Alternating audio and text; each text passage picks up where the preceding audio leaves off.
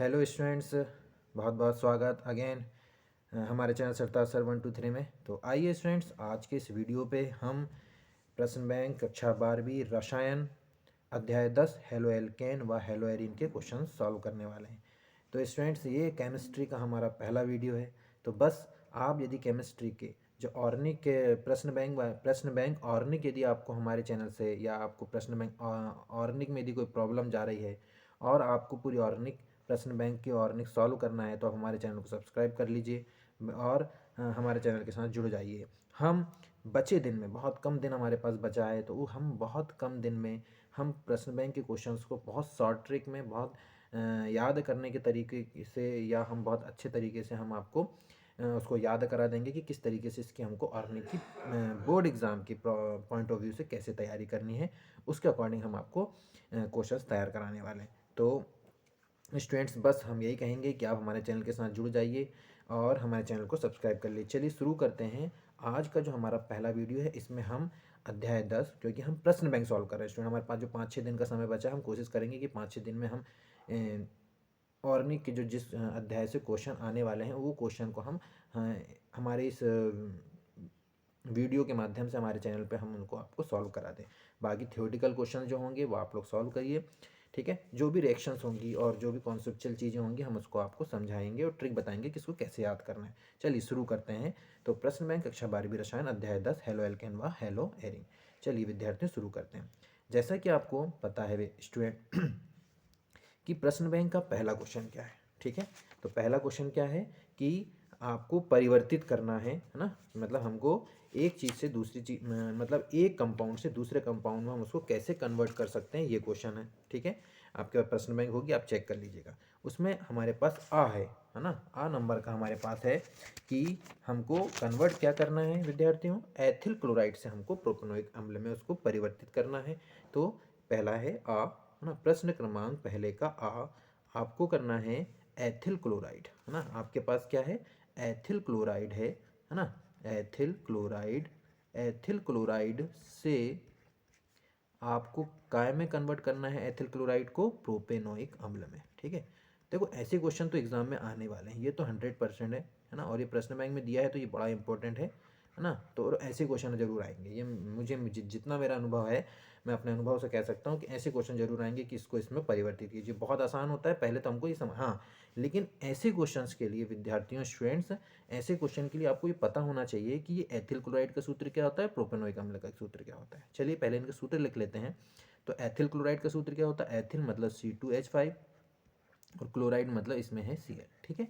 और प्रोपेनोइक यानी हमको, ये तो हमको हमारे पास है, हम इसको बदलना कायम है हमको प्रोपेनोइक अम्ल में। प्रोपेन मतलब 3 कार्बन, है ना, CH3 CH2 और ये C, और अम्ल है तो यहाँ OH, है ना, COOH हो जाएगा। तो ये क्या है, प्रोपेनोइक अम्ल। यानी हमको एथिल क्लोराइड जो सूत्र दिख रहा है, इसको हमको इसमें कन्वर्ट करना है। अब हमको कन्वर्ट करने के लिए क्या करना पड़ेगा, है ना। तो थोड़ा सा दिमाग दौड़ाना है इसमें अपन को।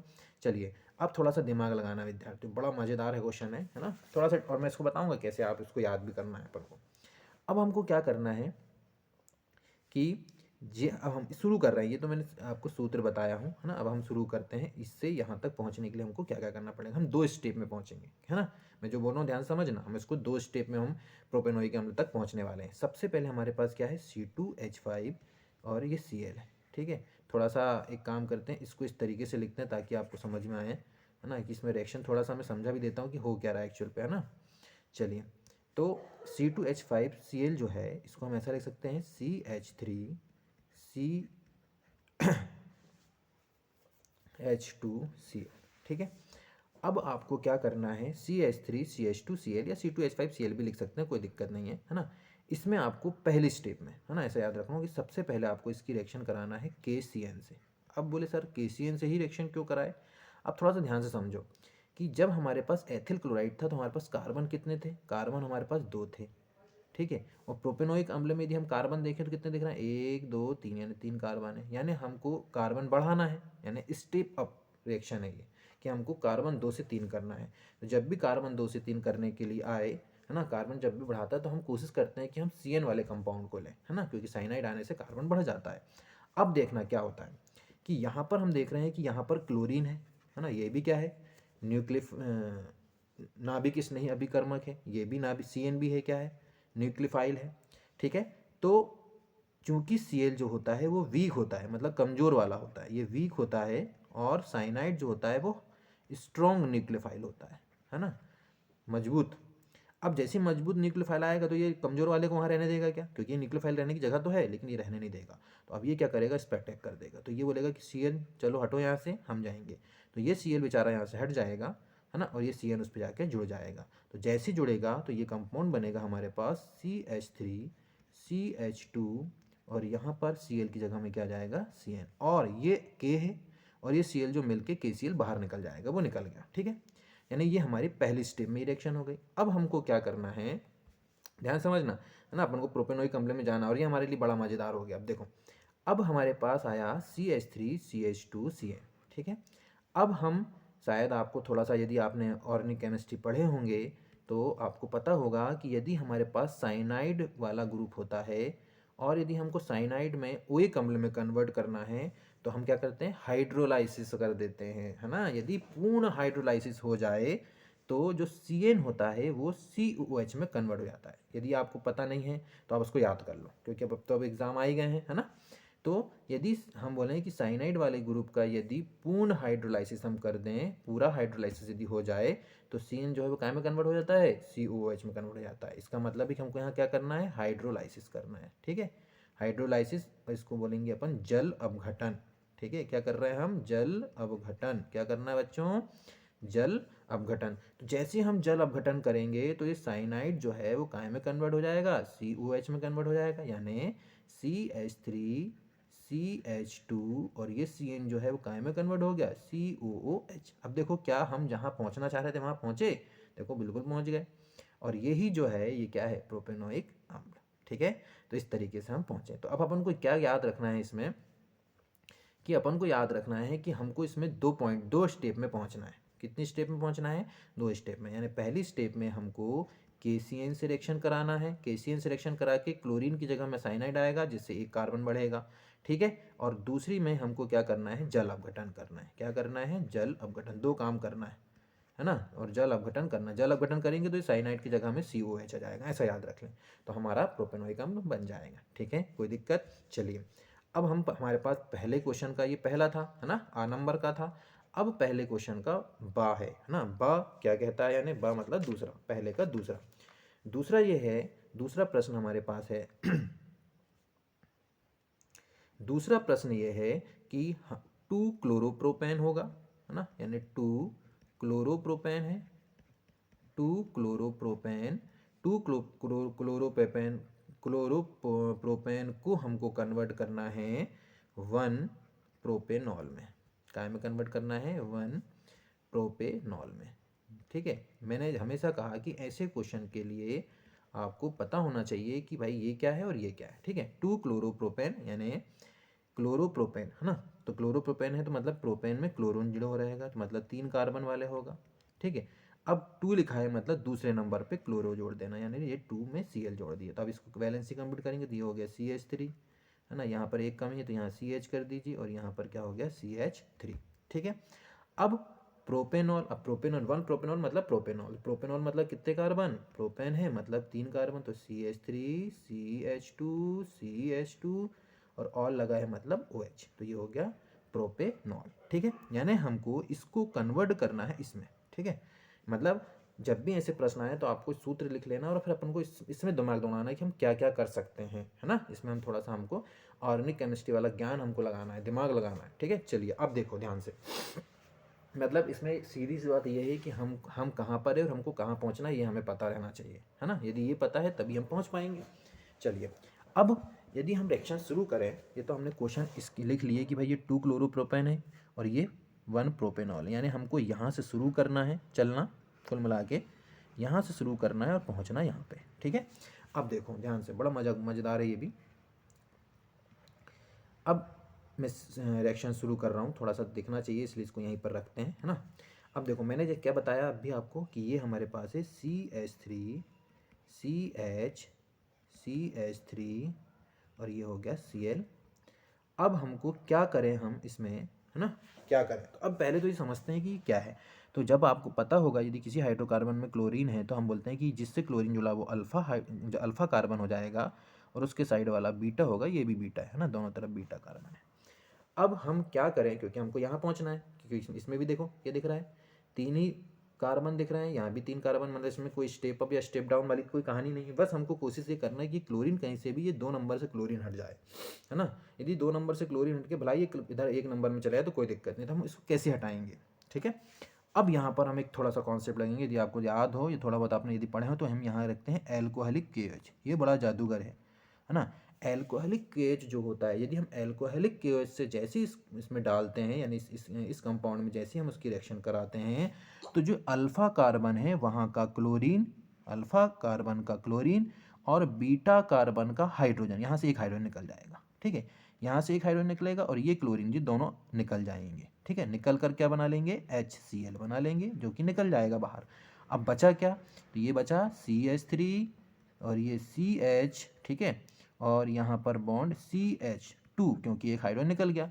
तो देखो इसमें भी एक वैलेंसी काम है, इसमें भी एक वैलेंसी काम है, तो अपनी वैलेंसी को पूर्ण करने के लिए यहाँ पर ये क्या जनरेट कर लेते हैं, डबल बॉन्ड जनरेट कर लेते हैं, हो गया वैलेंसी कंप्लीट। तो यानी जैसे हमने एल्कोहलिक केसेस को मिलाया तो ये जो 2 क्लोरो हमारे पास प्रोपेन था वो काय में कन्वर्ट हो गया, प्रोपीन में कन्वर्ट हो गया। अब दिमाग लगाना पड़ेगा भाई कि ये प्रोपीन है, प्रोपीन आ गया, अब ये डबल बॉन्ड हटाना, क्योंकि हमको यहाँ पहुँचना है, हमारा घर तो ये, हमको यहाँ पहुँचना है, तो इसमें तो कहीं डबल बॉन्ड नहीं दिख रहा है। तो अब ये डबल बॉन्ड हटाने के लिए क्या कर सकते हैं, तो आपके दिमाग में आया होगा कि आपने मार्कोनी और एंटी मार्कोनिकॉफ रूल्स पढ़े होंगे, है ना, पढ़े थे। तो चलिए अब वही काम हम यहाँ कर रहे हैं। अब हम क्या करेंगे, इसकी रिएक्शन करेंगे HBr से। किससे करेंगे, HBr से करेंगे। HBr से हम जैसी रिएक्शन करेंगे, और ये HBr जो होगा वो होगा परऑक्साइड की रिप्रेजेंटेशन पे। किसकी रिप्रेजेंटेशन में करेंगे इसकी हम, परऑक्साइड, है ना, लिख लेना इसको, परऑक्साइड की रिप्रेजेंटेशन पे हम इसकी रिएक्शन करेंगे। तो जैसे हम HBr को परऑक्साइड की रिप्रेजेंटेशन पे करते हैं तो ये एंटी मार्कोनिकॉफ, यानी इन ये जो HBr है तो H और Br दो है, तो हाइड्रोजन हाइड्रोजन हाइड्रोजन जो है, या हम बोलते हैं कि जो नेगेटिव एलिमेंट्स होता है ये उस हाइड्रोजन मतलब उस कार्बन पे जाके जुड़ता है जहाँ पर हाइड्रोजन की संख्या ज़्यादा है ना। और मार्कोनिकॉफ का नियम क्या कहता है, कम में जाना चाहिए, तो ये पेरोक्साइड के आने से एंटी मार्कोनिकॉफ हो जाएगा, यानी ये दोनों इसमें जाके जोड़ेंगे तो ये यहाँ से डबल बॉन्ड ब्रेक हो जाएगा, है ना। यहाँ देखो अब क्या होता है, CH3 CH और ये डबल बॉन्ड ब्रेक हो गया और ये हो गया CH2, है ना। तो ये H आके इस पे जुड़ जाएगा तो ये हो जाएगा CH2, और यहाँ पर CH2 था तो यहाँ पर कौन आके जुड़ जाएगा, Br। समझ में आया, यानी हम HBr का योग होता है ना। जब हम HBr को एल्कीन के साथ रिएक्शन कराते हैं तो योग होता है, योग दो तरीके से होता है ना। मार्कोनिकॉफ, यदि हम पेरोक्साइड नहीं रखेंगे तो मार्कोनिकॉफ के नियम के अकॉर्डिंग होगा, और यदि पेरोक्साइड आ जाए तो वो एंटी मार्कोनिकॉफ के रूल्स को फॉलो करता है ना। ठीक है, समझ में आया। अब जैसे ही हमने देखा कि भाई ये काम हो गया बड़ा मज़ेदार, है ना। अब ये काम तो हो गया, तो अब हम ये देख रहे हैं कि देखो 3 कार्बन हमको कहाँ जाना, CH3 CH2 CH2 OH है, यहाँ तो OH लाना है यार हमको, और आया क्या, Br। तो अब ये Br को हटाना पड़ेगा, है ना। तो Br भी नेगेटिव OH भी नेगेटिव, तो सिंपल है, हम इसमें क्या कर देंगे, अगली स्टेप में हम यहाँ पर KOH से ही रिएक्शन कर देंगे। किससे, क्योंकि OH लाना है, OH वाला कंपाउंड चाहिए, तो हम KOH से करेंगे, लेकिन ये होगा एक्वा, है ना, लिक्विड वाला। KOH हम इसमें डाल देंगे, ठीक है, लिक्विड पानी वाला, ठीक है। KOH जैसे ही हम इसमें डालेंगे तो ये Br क्या होगा, रिप्लेस हो जाएगा किससे, OH से, क्योंकि ये भी क्या है, न्यूक्लियोफाइल, ये भी न्यूक्लियोफाइल है। तो जैसे ये रिप्लेस होगा तो रिप्लेस होकर क्या बना लेगा, अब देखो बड़े बड़े आसानी से, जैसे ये रिप्लेस होगा तो ये हो गया CH3 CH2 और Br की जगह में कौन आ जाएगा, OH, है ना, यानी ये टूट जाएगा, है ना। तो ये माइनस होता है, ये प्लस होता है, ये माइनस होता है, ये प्लस होगा इधर, तो ये माइनस की जगह में माइनस आ गया, तो प्लस माइनस हो गया कंप्लीट, और ये प्लस ये माइनस सिलेक्शन करके क्या बना लेगा, KBr, जो निकल जाएगा बाहर। तो हम कहाँ पहुँचे, देखो यहाँ पहुँच गए, जहाँ पहुँचना था पहुँचे कि नहीं पहुँचे, देखो बिल्कुल पहुँच गए, पहुँचे ना प्रोपेनॉल में, 1 2 3 और ऑल, OH लगा था ऑल, तो बन गया प्रोपेनॉल, ये हम पहुँच गए प्रोपेनॉल में। अब हमको ये समझना है कि हम प्रोपेनॉल में पहुँचने के लिए हमने मेहनत कितनी करें। देखो अब सबसे पहला काम कि हमको प्रोपेनॉल में पहुँचना था, तो सबसे पहले हमने क्या कर ले, पहले नंबर में कि भैया उसमें हमने एल्कोहली क्या डाले, KOH डाले। ये भाई साहब के जाने से क्या हुआ, उस कंपाउंड के में कुछ जुड़ा नहीं, सिर्फ उससे HCl बाहर निकल गया, क्या हुआ, HCl बाहर निकल गया। जैसे ही HCl बाहर निकला तो वहाँ बन गया क्या, प्रोपीन बन गया। और वो प्रोपीन में फिर हमने HBr की रिएक्शन कराए पेरोक्साइड के इफेक्ट में, ठीक है, जिससे एंटी मार्कोनिकॉफ का रूल्स लगा और क्या बन गया, एंटी मार्कोनिक मतलब ये HBr का उसमें योग हो गया। जो HCl निकला था वो HBr का हमने योग करा दिए, ठीक है, एंटी मार्कोनिकॉफ रूल से। फिर उसके बाद हमने देखा कि भाई HBr का योग करने से Br आया था, उसके बाद फिर हमने फिर से QH का यूज़ करा और लेकिन ये QH जो है वो एक्वस होगा, एक्वा KH हमने लिया पानी वाला और उसकी रिएक्शन कराया तो Br को रिप्लेस करके वहाँ कौन जुड़ गया, OH जुड़ गया। और इस तरीके से हम कहाँ पहुँच गए, अपनी जगह पर हमको जहाँ पहुँचना था, अर्थात हमको प्रोपेनॉल में पहुँचना था, 1 प्रोपेनॉल में, तो हमने 1 प्रोपेनॉल बना लिया, ठीक है। इस तरीके से 1 प्रोपेनॉल बन गया। देखो HBr से रिएक्शन करें तो ये बना क्या, प्रोपीन। प्रोपीन में हमने पेरोक्साइड HBr डाला तो क्या बन गया, ब्रोमोप्रोपेन। और फिर उसके बाद हमने QH से रिएक्शन कराया तो क्या बन गया, प्रोपेनॉल बन गया, ठीक है। ये है प्रोपेनॉल, ठीक। इस तरीके से हमारा दूसरा भी समाप्त होता है, दूसरा भी जो बा नंबर का था परिवर्तित करने वाला वो भी क्लियर होता है। चलिए आगे बढ़ते हैं। स्टेप याद रखना ना, इसमें 3 पॉइंट है। आप चाहो तो वीडियो को पॉज करके जो मैं बातें बता रहा हूँ ट्रिक की इसको याद करने के लिए आप लिख भी सकते हैं, ठीक है। चलिए अब तीसरा नंबर देखते हैं, सॉरी तीसरा आबा सा होगा, है ना, आबा सा। अब तीसरा नंबर का जो है वो क्या है वो भी देख लेते हैं। क्लोरोएथेन से हमको ब्यूटेन बनाना है ना, क्या करना है, क्लोरोएथेन से ब्यूटेन बनाना है, ठीक है। अब थोड़ा समझना इसको, क्लोरोएथेन, अब क्लोरोएथेन क्या होता है भाई साहब, है ना। तो क्लोरोएथेन तो मुझे लगता है कि पता ही होगा, है ना, पता है नहीं पता है, कई लोगों को तो ये भी नहीं पता होगा। दिक्कत समस्या यही तो होती है हम लोगों के साथ, है ना। हम लोग ने क्या है थोड़ा पढ़ नहीं पाए, इसलिए थोड़ी सी हम कंपाउंड यदि हमको नहीं पता होगा ना बच्चों तो थोड़ी सी दिक्कत होगी। तो क्लोरोएथेन, एथेन तो ये हो गया और इसमें क्लोरीन जोड़ दीजिए, क्लोरोएथेन हो गया, ठीक है, ये क्लोरोएथेन हो गया। ब्यूटेन बनाना, ब्यूटेन तो पता ही है अपन को, क्या, C2H5 यानी ये होता है C4H10 होता है, तो मैंने इसको अलग अलग लिख दिया, C2H5, ठीक है, C2H5 और ये C2H5, ठीक है।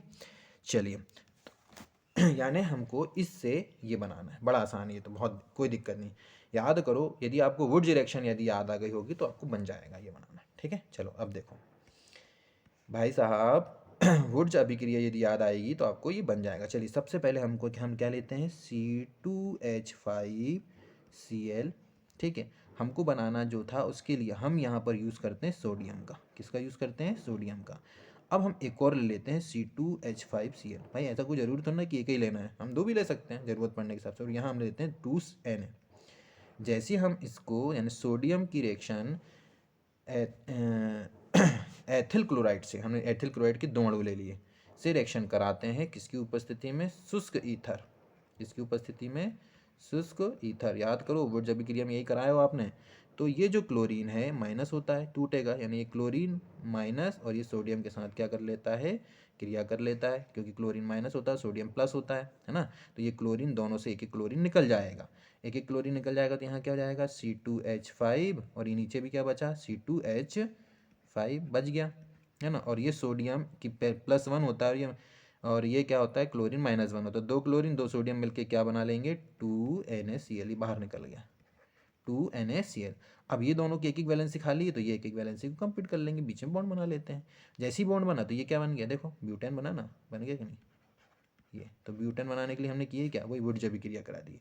यानी हमने एल्किल क्लोराइड से यदि हमको ब्यूटेन बनाना है, ठीक ना, यानी एथिल क्लोराइड से यदि हमको ब्यूटेन बनाना है तो हम क्या करते हैं, क्लोरीन को हटाने के लिए हम सोडियम धातु का प्रयोग करते हैं शुष्क ईथर की उपस्थिति में। जैसे हम शुष्क ईथर की उपस्थिति में सोडियम से उसकी रिएक्शन कराते हैं तो क्लोरीन सोडियम के साथ रिएक्शन करके निकल जाता है। और वो जब 2 अणु की क्लोरीन निकल जाती तो उनकी एक एक वैलेंसी खाली होती, तो वो वैलेंसी खाली होती तो अपनी वैलेंसी कंप्लीट करने के लिए दोनों अणु आपस में जुड़ जाते हैं। जैसे ही आपस में जुड़ते हैं तो क्या बन जाता है, ब्यूटेन बन जाता है। हो गया कंप्लीट, सा नंबर भी, ठीक है। चलिए वुड्स अभिक्रिया पढ़े होंगे ना तो देखना उसको, ये वुड्स अभिक्रिया भी हो गई। मान लो वुड्स अभिक्रिया कैसे कहते हैं आगे, तो वो भी कंप्लीट हो गया आपका एक ही साथ, है ना। यही तो क्वेश्चन घुमाता है, वुड्स अभिक्रिया नहीं पूछा उन्होंने, वुड्स अभिक्रिया करके हम पढ़ रहे, उन्होंने वुड्स अभिक्रिया क्या होती नहीं पूछा, उन्होंने क्या पूछ लिया, बताओ भैया कि एथिल क्लोराइड को हमको इसमें बदलना, कैसे बदलेंगे बताओ, मतलब उन्होंने घुमा दिया क्वेश्चन बस, है ना। चलिए अब आ बा हो गया, सा भी हो गया, है ना। आ बा और सा। अब हम पहुंचते हैं दा नंबर पे, है ना। दा नंबर क्या है, थोड़ा देखो स्टूडेंट, एक बात मैं आपको बता दूं कि ऑर्गेनिक केमिस्ट्री है तो इसको थोड़ा सा समझने के लिए स्लो समझिए, आराम से समझिए ना। जल्दबाजी में यदि आप सोचेंगे कि यार वीडियो बहुत बड़ा है, बहुत धीरे धीरे आप सर समझा रहे हैं, तो फिर आप जल्दबाजी में रहेंगे ना तो जल्दी सीख नहीं पाएंगे, है ना। ठीक है, थोड़ा सा टाइम निकालिए। और इसलिए मैं ज़्यादा बड़ा वीडियो ना हो करके मैं ज़्यादा वीडियो आपको प्रोवाइड कराऊंगा एक वीडियो में। ये आज का वीडियो में हम इसको यहीं ख़त्म करेंगे। चार जो हैं, पहले क्वेश्चन में जो चार दिए हैं आबा सादा, इतना ही कराएंगे आज की वीडियो में, है ना। और फिर अगला वीडियो में इसके आगे का कराएंगे। चलिए, अब बेंजीन से हमको डाईफिनाइल में जाना है। फिर वही कहानी, मैंने कहा कि भैया हमको ये पता होना चाहिए बेंजीन क्या होता है, तो आपको पता होगा कि ऐसा कुछ बेंजीन देखे होंगे आप लोगों ने घूमते फिरते। ऑर्गेनिक जब ऑर्गेनिक के जंगल में जब आप गए होंगे तो ये बेंजीन आपको मिला होगा, है ना। तो ऐसा देखे थे कि नहीं, वहाँ पर एक बेंजीन ऐसा भी मिला होगा। यानी ऑर्गेनिक जब से आप पढ़ रहे होंगे ना ऐसा देखा होगा, तो ये बेंजीन है। अब डाईफिनाइल क्या होता है, तो यदि आपने ऑर्गेनिक गए होंगे, एक काम करते हैं इसको यहाँ से इस तरीके से हटा के इसको थोड़ा आड़ा करते हैं, सोया वाला देखेंगे अपन, है ना। ये बेंजीन है और आपके पास इसको अपन ने लेटा दिए, है ना। ये एक बेंजीन, ठीक है, और ये एक बेंजीन, ये ठीक है, एक बेंजीन और ये एक बेंजीन, ठीक है। तो ये क्या होता है, डाईफेनाइल होता है, ठीक है। ये है बेंजीन, और बेंजीन के दो अणु आपस में जब जुड़ जाते हैं तो वो डाईफेनाइल बन जाता है, ठीक है। अब हमको इसमें पहुंचना बड़ा सिंपल है। यदि आपको थोड़ा सा यदि दिमाग दौड़ाए होंगे तो पिछली वाली रिएक्शन देखो क्या हुआ। देखो, हमने क्लोरो एल्केन था, ये देखो क्लोरो क्या था, ये एथेन था, है ना, क्लोरो एथेन था। तो क्लोरो एथेन से हमने देखो यहाँ पर दो थे कार्बन वाले, तो सीधे दो सेट क्या हो रहे हैं, डबल कार्बन, क्योंकि दोनों अणु जोड़ते हैं तो दो दूनी चार वाला जुड़ गया, मतलब ये दोनों आपस में जुड़े थे। क्लोरीन को निकाले थे सोडियम से, हुआ ऐसा, है ना। तो यानी इन दोनों को आपस में जोड़ने के लिए इस तरीके से दो अणु हम ले सकते हैं। देखो इसमें वही हो रहा है, इसको यदि हमको इन दोनों में कन्वर्ट, दो में कन्वर्ट करना, एक सेट को दो करना है, तो ऐसी कुछ रिएक्शन होगी, है ना, जो ऊर्जा विक्रिया हुई थी, ठीक है। चलो अब मैं बताता हूँ, ध्यान से देखना, घबराने वाली बात कुछ नहीं है, बड़ा मजेदार है, कोई दिक्कत नहीं भी आया समझ में तो यहाँ समझना बहुत अच्छे से, ठीक है। अब देखो हमारे पास बेंजीन है, सबसे पहले इसके लिए हमको क्लोरीन लाना पड़ेगा, है ना।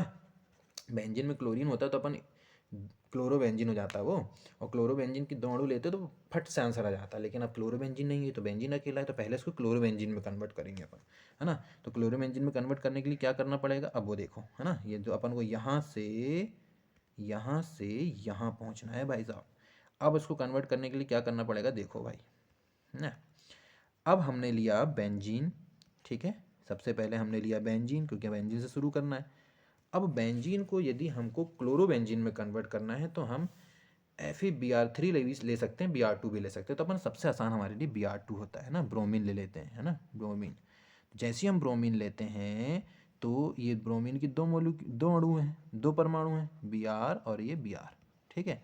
तो ये Br1 क्या होता है, यहाँ से एक हाइड्रोजन को रिप्लेस करेगा और इसमें जाके जुड़ जाता है ना।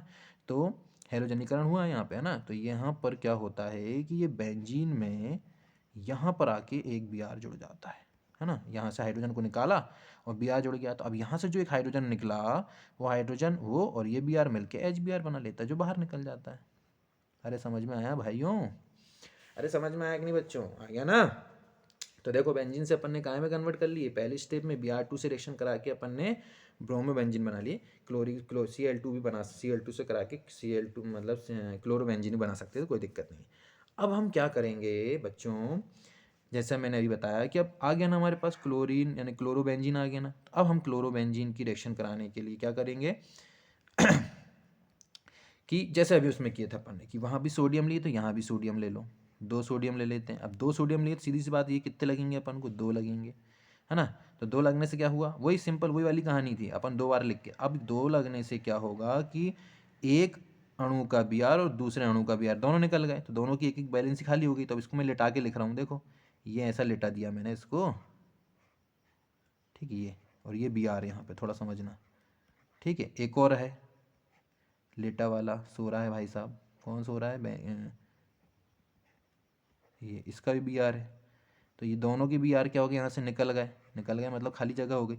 अब खाली जगह हो गई, दोनों बॉन्ड बना लिए बीच में, ऐसा करके बॉन्ड खाली जगह हो गया ना, क्योंकि Br निकल गया। क्यों निकले कि वो दो Br ये दो सोडियम के साथ क्या कर लेते हैं, क्रिया कर लेते हैं, तो Na क्या बना लेते हैं, Br, वो Na Br क्या होता है, बाहर निकल जाता है 2NaBr, है ना, 2Br और 2Na निकल गया बाहर, और ये दोनों आपस में जुड़ जाते हैं। और जैसे ही आपस में जुड़ते हैं तो यही तो क्या है, डाइफिनाइल है। क्या है, डाई, गोद मत देना, ये बॉन्ड है ना, मैंने समझाने के लिए बनाया था ये, ठीक है। तो ये दोनों आपस में जैसे ही Br निकलता है, दोनों की वैलेंसी खाली होती है, तो वो क्या कर लेते हैं, आपस में जुड़ जाते हैं अपनी वैलेंसी कंप्लीट करने के लिए, तो वो क्या बना लेते हैं, डाइफिनाइल। इस तरीके से हम बेंजीन से कहाँ पहुँच गए, डाइफिनाइल में पहुँच गए, है ना। यानी हमने बेंजीन को सबसे Br2 से रिएक्शन कराया, Br2 से रिएक्शन करा के हमने ब्रोमो बेंजीन बनाया। ब्रोमो बेंजीन में यदि हमको ब्रोमीन को निकालना है तो अपन कोई भी धातु ले लिए, तो अपन ने सोडियम धातु ली। जैसे सोडियम धातु से हमने एक रिएक्शन कराया, शुष्क ईथर की उपस्थिति में, ध्यान रखना है ना, शुष्क ईथर होना, क्योंकि धातु से रिएक्शन कराएंगे तो शुष्क ईथर की उपस्थिति होगी। तो शुष्क ईथर की उपस्थिति से हम इसके साथ जैसे रिएक्शन कराते हैं तो बाहर निकल जाता है Br, और ये एक वैलेंसी खाली होती है दो अणु की, दोनों आपस में जुड़ जाते हैं, डाइफिनाइल बन जाता है। इस तरीके से ये हमारे चारों क्वेश्चन, चारों हमारे पास जो प्रश्न क्रमांक 1 में जो चारों पॉइंट थे परिवर्तित करने वाले, वो कंप्लीट होते हैं। तो उम्मीद करता हूँ विद्यार्थियों कि आज का मेरा जो वीडियो है केमिस्ट्री का पहला वीडियो, और जो चारों मैंने क्वेश्चन कराया प्रश्न क्रमांक 1 के, वो आपको समझ में आ गए होंगे। उम्मीद करता हूँ कि आपको वीडियो पसंद आया होगा, और यदि वीडियो आपको पसंद आया होगा तो वीडियो को लाइक कीजिएगा और हमारे चैनल को सब्सक्राइब कीजिए, और हमारे साथ जुड़ी इसी तरीके से हम आगे भी आपको सॉल्व कराते रहेंगे। चलिए फिर मिलेंगे नेक्स्ट वीडियो में, तब तक के लिए धन्यवाद। जय हिंद।